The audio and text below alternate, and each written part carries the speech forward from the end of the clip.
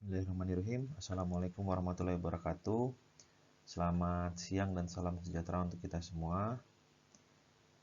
Semoga kabar teman-teman sekalian selalu sehat.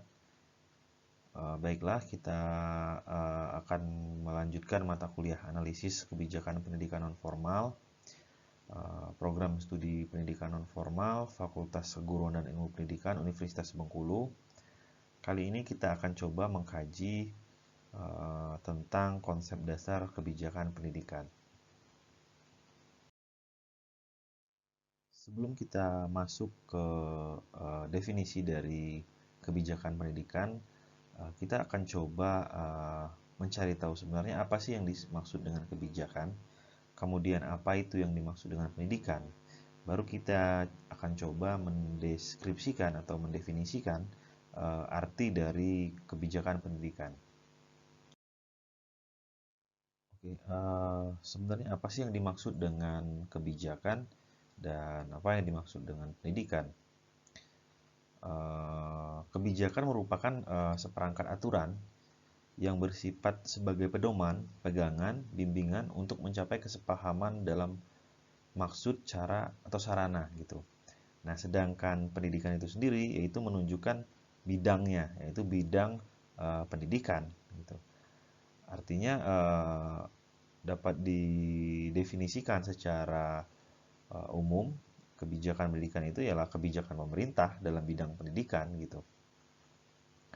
Atau rumusan keputusan pemerintah yang menjadi pedoman tingkah laku guna mengatasi masalah yang di dalamnya terdapat rencana, tujuan, dan program yang dilaksanakan. Artinya kebijakan pendidikan itu pertama ada aturannya, kemudian ada bidang yang akan diatur gitu. Nah, kebijakan itu sendiri biasanya ya yang dibuat oleh pemerintah atau orang-orang yang kompeten pada bidangnya dan memiliki wewenang untuk membuat aturan tersebut. Beberapa ahli yang mendefinisikan kebijakan pendidikan itu yang pertama menurut Caster-Vigut, faktor-faktor yang bersifat situasional atau pertimbangan tersebut dijadikan sebagai dasar untuk mengoperasikan pendidikan. Kemudian dijadikan sebagai pedoman mengambil keputusan agar tujuan yang bersifat melembaga dapat tercapai. Artinya ada faktor-faktor yang bersifat situasional yang dipertimbangkan untuk mengambil keputusan atau dijadikan pedoman yang sifatnya melembaga agar dapat mencapai tujuan gitu. Itu poin utama atau kata kunci yang dikemukakan oleh Caster-Vigut. Selanjutnya definisi menurut Tilaar dan Rian Nugroho bahwa kebijakan pendidikan itu merupakan suatu proses dan hasil perumusan langkah-langkah strategis pendidikan yang dijabarkan dari visi misi pendidikan dalam rangka untuk mewujudkan tercapainya tujuan pendidikan dalam suatu masyarakat untuk suatu kurun waktu tertentu. Nah, artinya menurut Tilaar dan Rian Nugroho bahwa kebijakan pendidikan itu merupakan proses merumuskan langkah-langkah strategis dalam bidang pendidikan yang mana setiap kebijakan itu pasti ada tujuannya gitu. Nah, tujuan dari kebijakan itu sendiri tentu poin utamanya adalah ya tercapainya tujuan pendidikan secara umum gitu. Kemudian tujuan kebijakan itu tentu akan mendukung visi misi pendidikan itu sendiri seperti apa gitu. Kemudian definisi ahli selanjutnya adalah Arif Rohman. Dia mendefinisikan kebijakan pendidikan itu adalah keputusan berupa pedoman bertindak baik yang bersifat sederhana maupun kompleks, baik yang umum maupun khusus, baik yang terperinci maupun longgar, yang dirumuskan melalui proses politik untuk suatu arah tindakan, program, serta rencana-rencana tertentu dalam menyelenggarakan pendidikan. Artinya, kebijakan pendidikan itu dijadikan sebagai pedoman kepada orang-orang atau pihak yang akan menerima atau yang terlibat dalam pendidikan itu dan yang mendapatkan dampak atas kebijakan pendidikan itu sendiri untuk bertindak gitu. Nah, itu mulai mengatur atau dijadikan pedoman mulai dari yang bersifat kompleks, umum maupun yang longgar gitu. Nah, rumusan atau kebijakan pendidikan itu sendiri dihasilkan dari ya proses politik. Kenapa dikatakan proses politik? Karena di sana tentu ada, kalau dia ada berbentuk undang-undang kebijakannya itu pasti akan melibatkan DPR gitu. Dan juga ada presiden tentunya sebagai yang menjalankan gitu, pimpinan yang menjalankan atau eksekutif gitu, lembaga eksekutifnya gitu. Nah, kemudian program itu direncanakan supaya memang pendidikan yang sudah dicanangkan itu dapat terselenggara dengan baik gitu. Artinya ketika pemerintah menggelontorkan dana misalnya, itu harus ada pedomannya, harus ada aturan-aturannya. Dana ini digunakan untuk apa saja, misalnya seperti itu gitu. Artinya pedomannya jelas gitu supaya masyarakat itu jadi tidak ragu gitu dalam melaksanakan atau menyelenggarakan pendidikan. Jadi dari beberapa pendapat ahli tadi dapat kita simpulkan bahwa kebijakan pendidikan itu merupakan kebijakan pemerintah dalam bidang pendidikan yang memuat perencanaan umum, jangka panjang, menengah, dan jangka pendek gitu, serta adanya langkah-langkah strategis yang harus dilakukan untuk mencapai tujuan pendidikan itu sendiri gitu. Nah, itu simpulan poin yang dapat kita tangkap dari uh, penjabaran para ahli tadi yang mencoba menerjemahkan atau mendefinisikan kebijakan pendidikan gitu.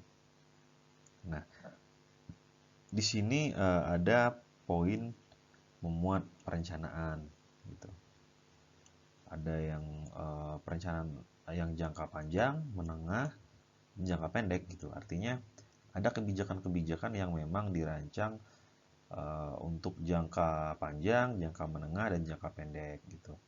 Macam-macam, ada yang mungkin dalam bentuk undang-undang, dalam bentuk peraturan menteri, dalam bentuk perpres dan sebagainya. Nah, kesemuanya itu tentu memiliki jangka waktunya yang sudah dirancang, yang sudah dimatangkan oleh pembuat kebijakan gitu, atau yang mengambil kebijakan dalam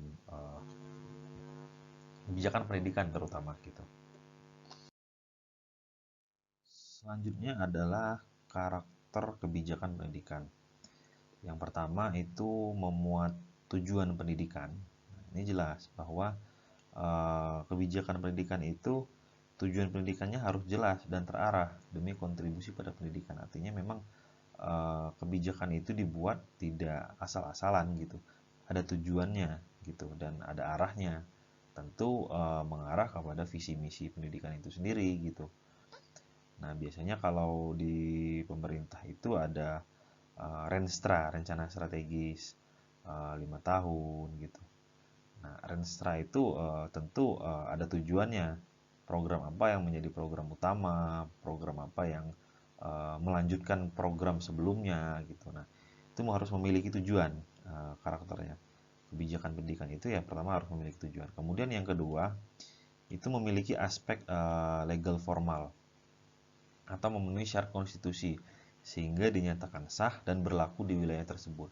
Artinya kebijakan itu dibuat memang harus ada semacam payung hukumnya, payung hukum undang-undangnya atau konstitusinya atau peraturan perundang-undangannya yang memang mengatur itu secara sah gitu.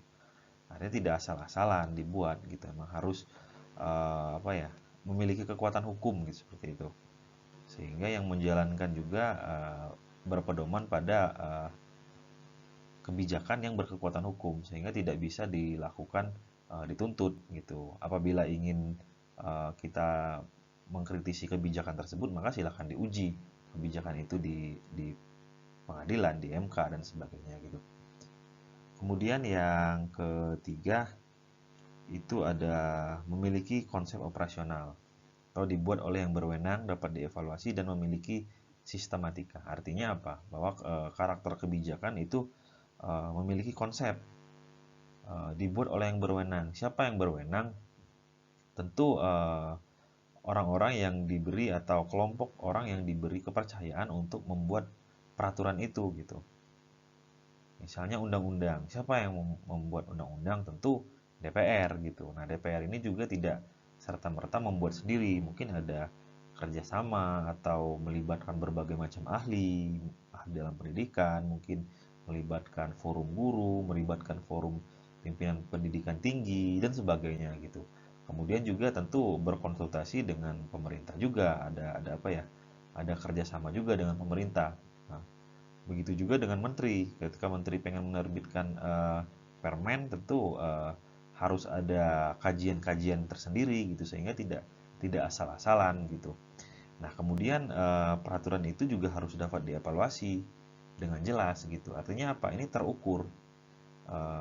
Kebijakan itu harus terukur gitu. Misalnya dalam jangka waktu beberapa tahun itu capaiannya sampai mana gitu, efektif atau tidak gitu, apakah perlu ditinjau ulang gitu, kemudian apakah kebijakan ini sesuai dengan masa saat ini. Bisa jadi misalnya kebijakan yang dibuat tahun lalu ternyata berubah ketika dalam masa pandemi seperti saat ini gitu. Nah, itu bisa bisa bisa saja gitu. Artinya mungkin kebijakan itu akan direvisi atau diperbarui atau diterbitkan peraturan yang eh, peraturan terbaru untuk operasionalnya di lapangan, yaitu artinya dapat dievaluasi gitu. Kemudian juga kebijakan itu harus ya sistematis gitu, memiliki sistematikanya yang jelas gitu, sehingga memang runut gitu, kebijakan itu tidak bertele-tele, kebijakan itu ya to the point dan mudah dimengerti gitu. Nah, itu merupakan karakter dari kebijakan pendidikan. Yang pertama ada memiliki tujuan, tujuannya jelas dan berkontribusi demi pendidikan, kemudian adanya aspek legal formal, artinya berkekuatan hukum, kemudian memiliki konsep operasional, artinya dibuat oleh yang berwenang, dapat dievaluasi dan memiliki sistematika yang jelas. Selanjutnya yang poin C itu dasar dan tujuan dari kebijakan pendidikan. Yang pertama itu dasar kebijakan pendidikan. Nah, secara sosiologis, manusia itu merupakan makhluk sosial, makhluk yang dapat dididik dan proses pendidikan tersebut harus sesuai dengan hakikat manusia yang bebas. Artinya eh, ditinjau dari aspek sosiologis, karena manusia itu memang makhluk sosial dan ya makhluk yang dapat berubah dan dapat dididik gitu karena memiliki akal, pikiran gitu. Sehingga dengan pendidikanlah manusia itu dapat menjadi manusia yang seutuhnya gitu. Atau manusia yang bebas dalam arti manusia yang dapat berguna dalam kehidupan bermasyarakat gitu. Nah, eh, kebijakan yang ada di Indonesia yang mengatur tentang yang mengatur tentang pendidikan itu ada Undang-Undang Nomor 20 Tahun 2003 tentang Sistem Pendidikan Nasional. Nah, ini contoh undang-undang yang atau kebijakan pemerintah terkait dengan pendidikan. Nah, itu yang poinnya atau yang undang-undangnya itu Undang-Undang Nomor 20 ini gitu. Nah, di dalamnya ya dijabarkan tentang undang-undang tentang apa pendidikan di berbagai jenjang, pendidikan di berbagai jalur dan sebagainya gitu. Itu diatur dalam Undang-Undang Nomor 20 Tahun 2003 tentang Sistem Pendidikan Nasional. Nah, terkait rincian-rinciannya atau turunan-turunan dari undang-undang ini nanti bisa di Permen, Peraturan Menteri, bisa di Perpres dan sebagainya gitu. Selanjutnya itu adalah tujuan kebijakan pendidikan. Itu secara umum terbagi atas tiga. Yang pertama, tujuan kebijakan pendidikan dilihat dari tingkatan masyarakatnya.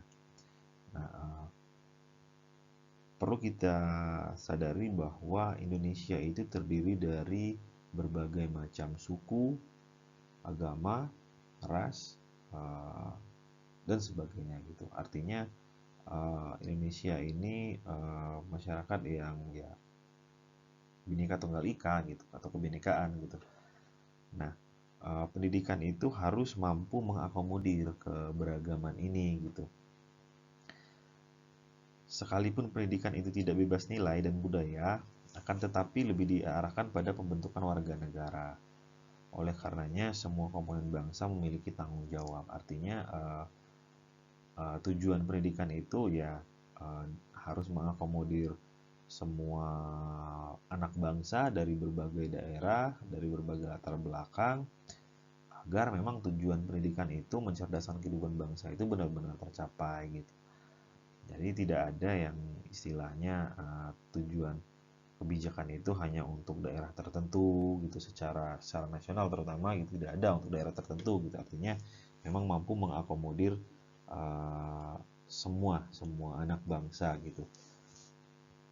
Kemudian tujuan kebijakan pendidikan yang kedua yaitu tujuan kebijakan yang dilihat dari tingkatan politisi gitu. Nah, tidak dapat kita pungkiri bahwa memang sumbangan pendidikan terhadap perkembangan politik itu berbeda pada tingkatan perkembangan sosial. Artinya apa?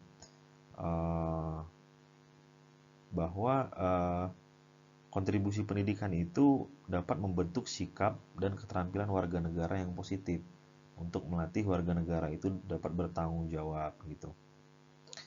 Nah, dengan warga negara memiliki tanggung jawab, artinya dia akan semakin memiliki wawasan dan perilaku yang demokratis.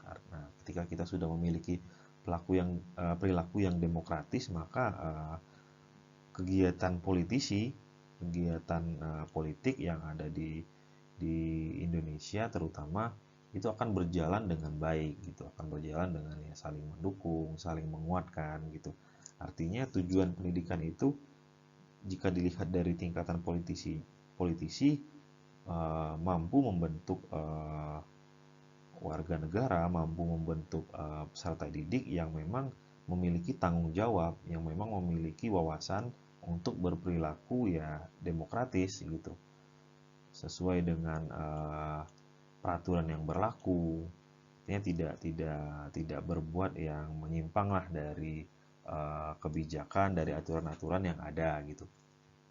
Kemudian tujuan kebijakan pendidikan itu dilihat dari tingkatan ekonomi. Nah, ini perlu kita sadari bahwa pendidikan itu dapat dikatakan sebagai investasi.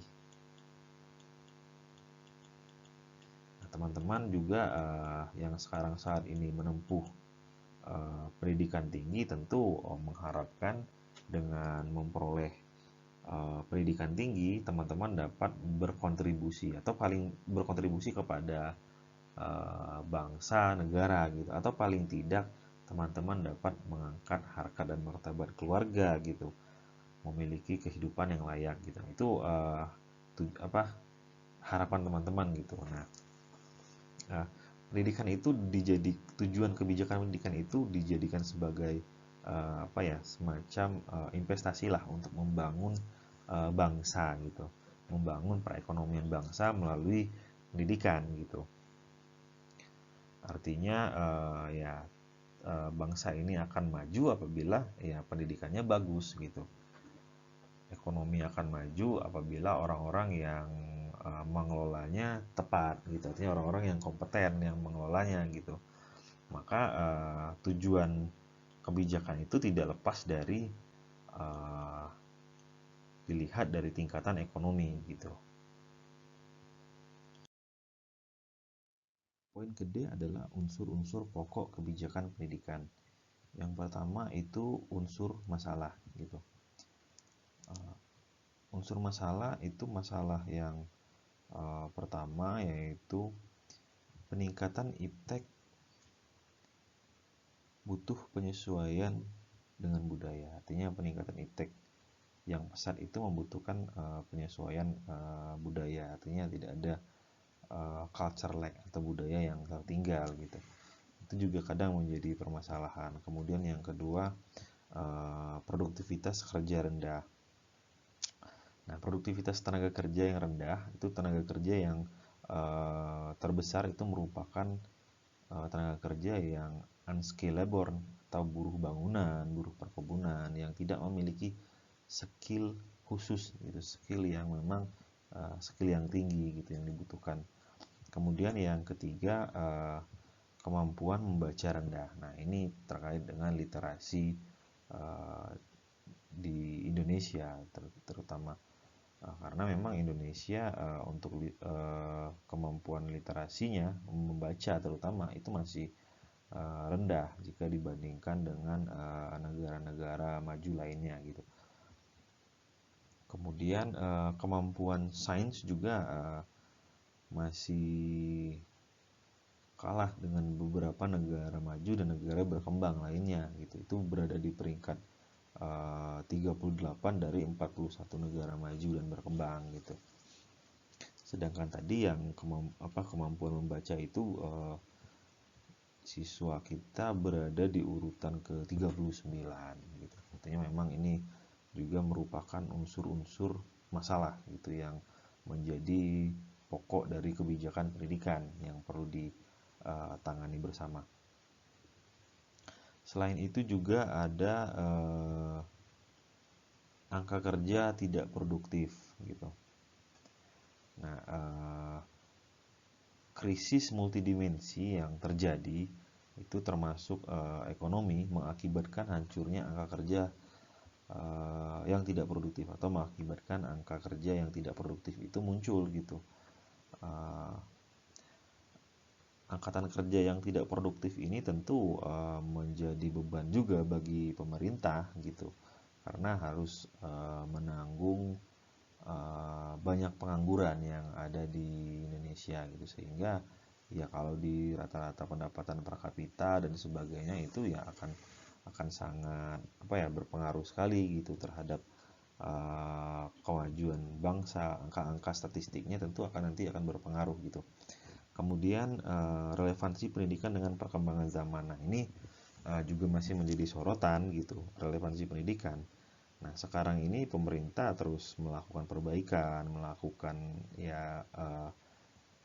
semacam link and match lah antara dunia pendidikan dengan dunia usaha dan dunia industri gitu, dengan lapangan kerja yang ada. Karena kadang-kadang bukan kadang-kadang juga sih, tapi memang kenyataan di lapangan itu banyak yang tidak link and match gitu antara dunia pendidikan dengan dunia kerja gitu. Artinya ya pendidikan itu tidak serta-merta bisa langsung diterima dengan dunia usaha dan dunia industri gitu. Artinya ada yang miss dalam pendidikannya. Bahkan kadang-kadang orang yang pendidikannya hanya di jalur non formal itu bahkan bisa lebih memiliki skill daripada yang memang lulusan sekolah formal. Itu terjadi juga gitu. Orang-orang yang lulusan kursus malah lebih mobile, lebih diterima di dunia usaha dan dunia industri gitu, jika dibandingkan lulusan sekolah formal gitu. Bahkan berdasarkan angka pengangguran terdidik juga lulusan SMK dan SMA itu masih mendominasi angka pengangguran terdidik gitu. Kemudian juga dari lulusan perguruan tinggi juga masih cukup tinggi angkanya gitu. Nah, ini menandakan bahwa memang relevansi pendidikan dengan perkembangan zaman, dengan dunia usaha dan dunia industri itu masih menjadi PR lah gitu. Bahkan di Renstra pemerintah, Renstra Kementerian Pendidikan dan Kebudayaan juga masih memasukkan terkait dengan relevansi ini dalam renstranya gitu. Artinya masih menjadi perhatian khusus. Kemudian pemerataan akses pendidikan. Nah, perlu diketahui juga bahwa memang di Indonesia itu masih menjadi PR juga terkait dengan pemerataan akses pendidikan. Karena memang untuk memperoleh pendidikan itu masih rendah ya, karena banyak faktor juga sih. Ada faktor ekonomi, geografis, kultural, gender dan lain-lain gitu. Nah, walaupun rilis dari Kemendikbud sendiri angka partisipasi sekolah itu meningkat, tapi ya masih ada aja daerah-daerah atau sekolah-sekolah yang memang akses terhadap pendidikannya memang masih butuh perhatian khusus gitu. Selanjutnya masih rendahnya mutu dan kualitas pendidikan gitu. Nah, ini juga masih menjadi perhatian pemerintah juga gitu terkait mutu dan kualitas pendidikan gitu.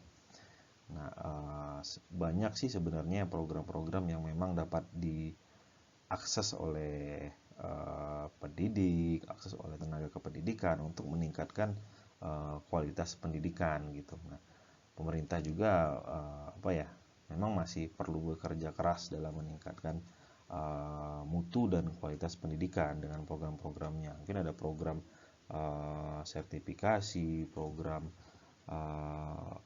studi lanjut, program kursus dan sebagainya, kursus bagi pendidik dan tenaga pendidikan dan sebagainya, sehingga memang mutu dan kualitas yang diharapkan dalam dunia pendidikan itu ya dapat berbenah lah gitu, dapat menjadi lebih baik lagi gitu. Kemudian ada unsur tujuan. Nah, unsur tujuan ini terbagi atas dua, yaitu yang pertama tujuan umum pendidikan. Tujuan umum pendidikan itu yaitu berkenaan dengan keseluruhan peristiwa-peristiwa pendidikan dan cita-cita ideal tentang manusia dan masyarakat. Artinya tujuan pendidikan itu merupakan tujuan dari keseluruhan jenis kegiatan dan waktu yang berlangsungnya peristiwa-peristiwa pendidikan gitu. Nah, kalau pendidikan di Indonesia terutama itu tujuan umumnya adalah membentuk kedewasaan atau manusia yang berkarakter dan bermoral sosial gitu, atau manusia yang seutuhnya dan sebagainya gitu. Nah, warga negara yang baik itu dalam arti itu warga negara yang memang memiliki karakter gitu. Nah, itulah tujuan umumnya. Selain memang mencerdaskan kehidupan bangsa gitu, kan membentuk warga negara yang memang berkarakter gitu. Sedangkan tujuan khususnya yaitu tujuan yang bersifat sementara, tujuan yang tak lengkap pendidikan, tujuan institusional pendidikan, tujuan kurikuler pendidikan, tujuan instruksional pendidikan gitu. Nah, tujuan sementara itu apa? Itu tujuan yang berkenaan dengan pencapaian tugas-tugas perkembangan pada saat tahap perkembangan, misalnya pada saat masa kanak-kanak itu tujuannya apa gitu. Kemudian masa remaja, masa dewasa itu apa tujuannya gitu. Kemudian yang dimaksud dengan tujuan tak lengkap pendidikan itu adalah tujuan yang berkenaan dengan pencapaian perkembangan suatu aspek kepribadian, misalnya intelektual, moral, sosial dan sebagainya. Artinya melengkapi gitu, melengkapi yang tidak lengkap sehingga menjadi utuh gitu. Kemudian tujuan institusional pendidikan itu maksudnya yaitu tujuan pendidikan sesuatu jenis atau jenjang pendidikan gitu, misalnya TK, SD, SMP, SMA, pendidikan tinggi, kursus dan sebagainya. Artinya ada institusi pendidikannya gitu. Kemudian tujuan kurikuler pendidikan yaitu tujuan yang berkenaan dengan pencapaian penguasaan suatu lingkup isi atau materi suatu jenis pendidikan gitu. Kemudian tujuan instruksional pendidikan, kalau tadi institusional, kalau sekarang instruksional. Instruksional itu tujuan yang hendak dicapai dalam satu kesatuan kegiatan pendidikan atau rangkaian kegiatan pendidikan. Instruksional gitu. Apa yang ingin dicapai gitu.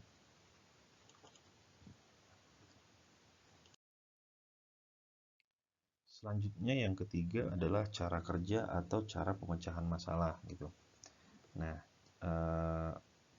unsur cara kerja ini sebenarnya berkaitan dengan prosedur yang sistematis yang berdasarkan ketentuan perundang-undangan yang berlaku. Artinya menggunakan metodologi analisis kebijakan yang memang ditentukan atau udah memiliki memiliki aspek yang memang ada dalam perundang-undangan yang berlaku di Indonesia gitu. Nah, ini dilakukan dengan cara yang sistematis gitu. Artinya apa? Sistematis itu ada rangkaian rangkaian cara kerja atau cara pemecahan masalah yang memang runut gitu, tidak asal-asalan gitu. Artinya ada tahapan-tahapan yang jelas gitu dalam membuat cara kerja, analisis kebijakan dan cara pemecahan masalahnya. Nah, umumnya ada 5 prosedur yang memang dilakukan, yang lazim digunakan ada 4 prosedur gitu. Yang pertama itu definisi, kemudian prediksi, mendeskripsikan, kemudian melakukan evaluasi gitu. Nah, ini merupakan metodologi yang memang lazim digunakan dalam pemecahan masalah gitu, terutama yang berkaitan dengan orang ya, manusia gitu, pemecahan masalahnya. Yang pertama itu definisi atau menghasilkan informasi mengenai kondisi yang menimbulkan masalah kebijakan gitu. Nah, definisi ini artinya mereka akan mengumpulkan informasi tentang kondisi dari masalah-masalah apa yang ditimbulkan dari kebijakan yang akan dibuat gitu. Itu mengumpulkan informasi kira-kira apa gitu, masalah-masalah apa yang memang ada dari kebijakan yang ditimbulkan, baik itu kebijakan dari informasi dari kebijakan sebelumnya dan perkembangan yang ada di masyarakat. Kemudian yang kedua itu adalah prediksi, artinya menyediakan informasi mengenai konsekuensi pada masa yang akan datang dari penerapan alternatif kebijakan. Artinya cara kerjanya atau pemecahannya dapat diprediksi gitu. Nah, bagaimana cara memprediksinya? Nah, tentu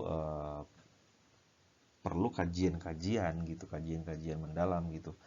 Perlu koordinasi dengan mungkin Badan Pusat Statistik, itu seperti apa datanya, kemudian melakukan riset-riset dari peneliti-peneliti yang ada di Kemendikbud, kemudian dari riset-riset dari pendidikan tinggi terkait dengan kebijakan itu seperti apa gitu. Artinya memang dari hasil-hasil riset dan temuan itu kita bisa memprediksi kebijakan gitu, seperti apa ke depannya, apa kira-kira resikonya gitu.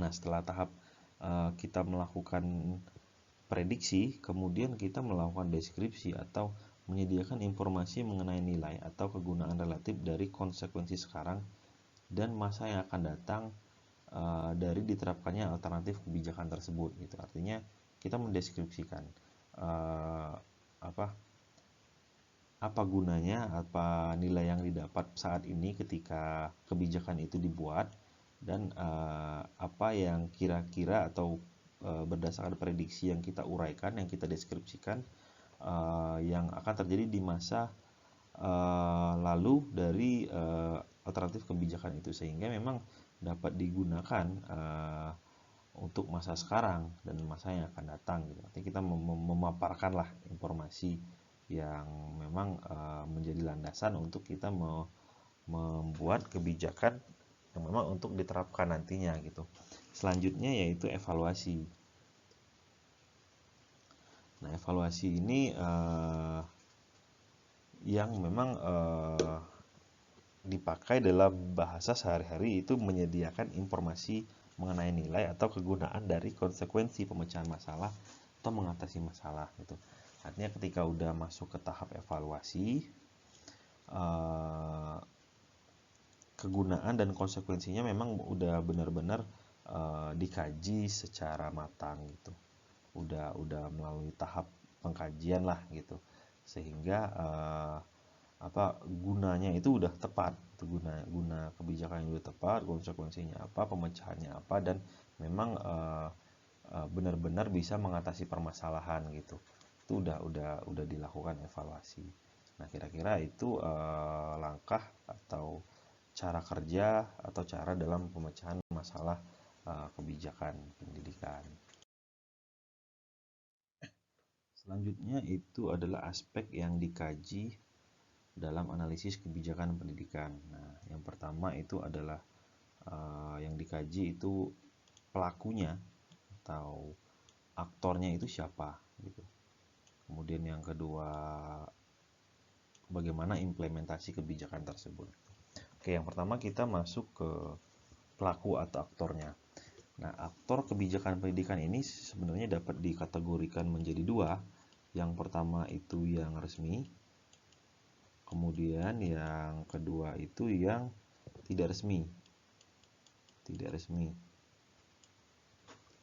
Nah, pelaku yang resmi atau aktor yang resmi ini adalah perorangan atau lembaga yang secara legal memiliki tanggung jawab berkenaan dengan pendidikan gitu. Sedangkan aktor yang tidak resmi ini yaitu mereka atau individu atau organisasi yang terdiri dari kelompok kepentingan, baik itu partai politik atau media gitu. Nah, itu merupakan pelaku atau aktornya, aktor resminya. Contoh aktor resmi itu siapa gitu? Siapa yang terlibat dalam proses analisis kebijakan itu sendiri? Siapa yang melakukan analisisnya? Bisa saja yang melakukan analisisnya adalah pemerintah melalui Kementerian Pendidikan gitu. Kemudian bisa dari lembaga yang memang memiliki tanggung jawab dalam mengkaji kebijakan gitu. Bisa juga pendidikan tinggi gitu yang sudah melakukan kajian-kajian tertentu. Kemudian yang tidak resmi tadi ya contohnya tadi ya media massa, kemudian partai politik gitu. Nah, kemudian yang selanjutnya adalah implementasi kebijakan gitu. Nah, implementasi kegiatan ini yaitu kegiatan bagaimana mengukur sejauh mana kebijakan tersebut diterapkan gitu. Sejauh mana ini dapat berhasil gitu dalam kegiatannya di lapangan, bagaimana penerapannya di lapangan gitu, berhasil atau tidak gitu, implementasinya. Nah, faktor-faktor yang mempengaruhi keberhasilan tadi itu ada beberapa. Itu yang pertama kompleksitas kebijakan yang telah dirumuskan. Nah, seberapa komplekskah kebijakan itu kebijakan yang telah dirumuskan tadi gitu? Apakah memang bisa mengakomodir banyak kepentingan atau bisa mengakomodir banyak permasalahan sehingga memang bisa dapat mengatur lah atau dapat berhasil gitu, dapat berhasil diterapkan dengan baik gitu. Seberapa kompleks, seberapa mengaturnya gitu, seberapa efektifnya gitu dalam mengatur suatu kebijakan pendidikan gitu. Kemudian kejelasan rumusan masalah dan alternatif pemecahan masalahnya. Sejauh mana kejelasan rumusan dan alternatif itu digunakan gitu dalam kebijakan, dalam menganalisis kebijakan gitu. Kan tadi udah dijelaskan di awal bahwa setiap kebijakan itu diharapkan mampu memecahkan permasalahan-permasalahan gitu. Nah, nah artinya alternatif pemecahan masalah itu ya bagaimana implementasinya di lapangan itu berjalan dengan baik atau tidak gitu. Artinya dapat dilaksanakan dengan baik atau tidak oleh pelaku-pelaku atau orang-orang yang memang terkena dampak dari kebijakan tersebut, terutama dalam bidang pendidikan. Kemudian sumber-sumber potensi yang mendukung. Nah, bagaimana sumber yang mendukung kebijakan tersebut? Apakah memang kebijakan tersebut dapat didukung dengan baik oleh stakeholder, oleh pihak swasta, oleh satuan pendidikan dan sebagainya gitu, sehingga memang potensi-potensi yang mendukung itu apabila didukung dengan baik ya akan sukses gitu kebijakan itu. Namun apabila sumber-sumber yang potensi yang mendukung ini ternyata malah tidak sepakat gitu, atau malah tidak tidak mendukung lah gitu terhadap kebijakan itu, maka kemungkinan besar ya kebijakan itu tidak berhasil gitu. Kemudian yang selanjutnya, sejauh mana keahlian pelaksana kebijakan itu. Nah, bagaimana kebijakan itu yang tadinya dirumuskan itu dilaksanakan oleh para ahlinya gitu. Apakah memang orang-orang yang benar-benar ahli dalam melaksanakan kebijakan itu, atau memang orang-orang yang memang tidak tepat dalam melaksanakan kebijakan itu gitu, sehingga memang keahlian pelaksana kebijakan itu ya harusnya sih orang-orang yang memang kompeten pada bidangnya gitu, yang memang tahu gitu program ini tuh atau kebijakan ini tepat sasaran atau tidak gitu. Nah, kadang-kadang kita ini karena memang otonomi daerah, karena memang juga kebijakan presiden juga dalam mengangkat orang-orang dalam bidang-bidang tertentu, terutama dalam bidang pendidikan, itu ya sesuai dengan apa yang menurut dia, menurut pemimpin itu cocok ya ditempatkan dalam posisi itu. Padahal memang belum tentu juga, perlu kajian-kajian juga menaruh orang-orang yang pelaksana kebijakan itu di posisi itu gitu. Nah, artinya ketika orang-orang ini ditempatkan pada posisi yang tepat, maka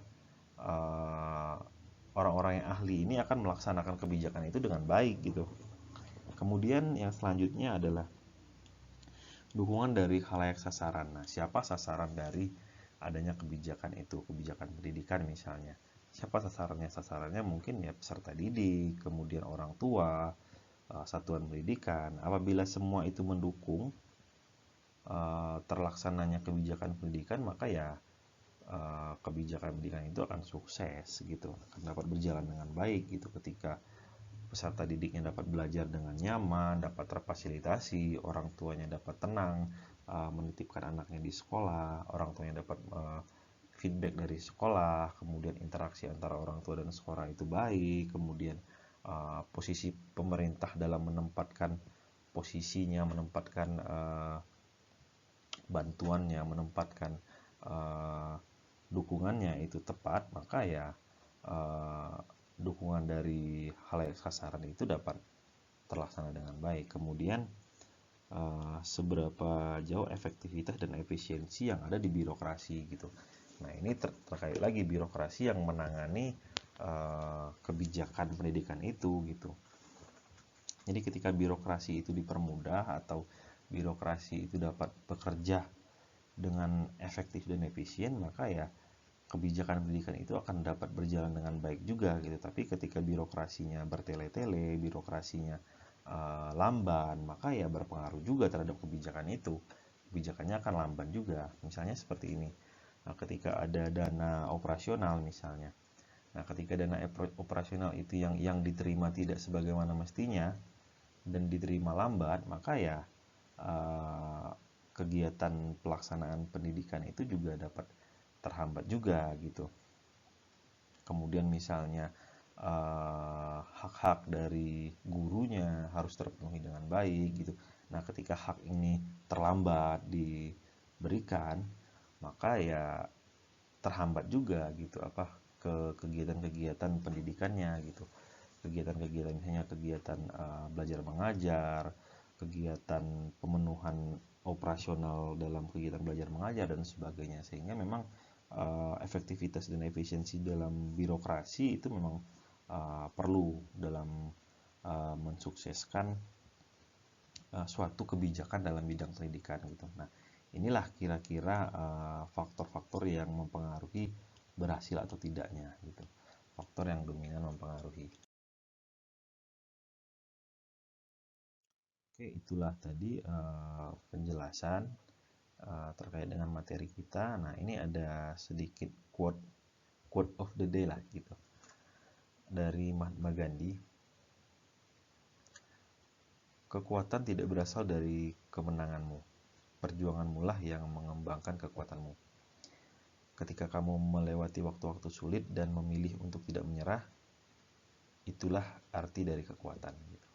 Nah, teman-teman, apa yang dapat ditangkap dari pernyataan atau quote dari Mahatma Gandhi, teman-teman harus tetap kuat berjuang untuk mencapai tujuan dari teman-teman sendiri. Apa sebenarnya tujuan teman-teman untuk kuliah gitu.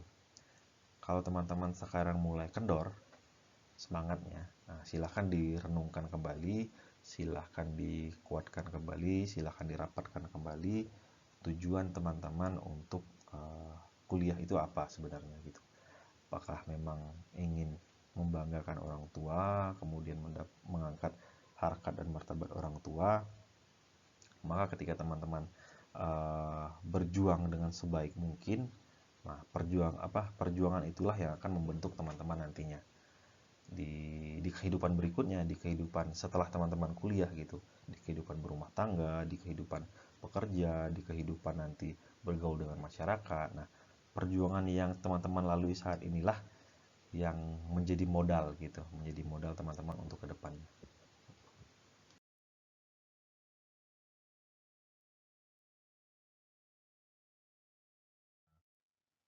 Itulah materi hari ini. Terima kasih atas partisipasi teman-teman semua.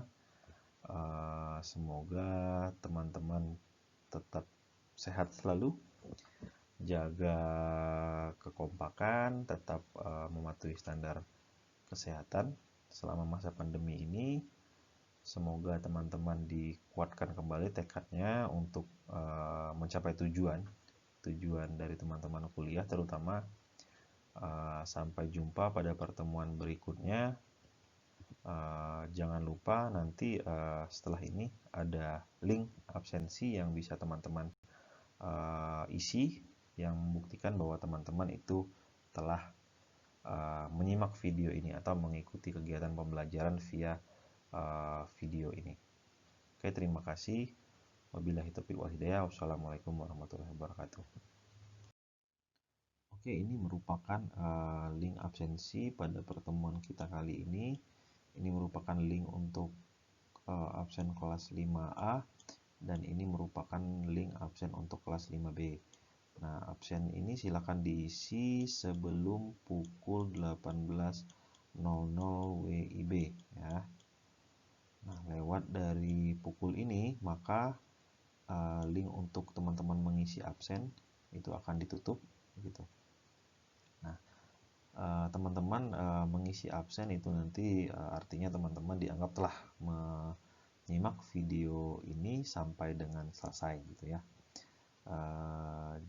Jangan lupa silahkan diisi absennya, kemudian teman-teman silahkan tulis di kolom komentar YouTube ini apa poin satu paragraf aja cukup, apa poin yang teman-teman dapat dari perkuliahan kita kali ini gitu. Oke ya, di kolom komentar silahkan tulis apa poinnya, satu paragraf saja. Mungkin itu saja, jangan lupa di like and subscribe channel ini. Terima kasih.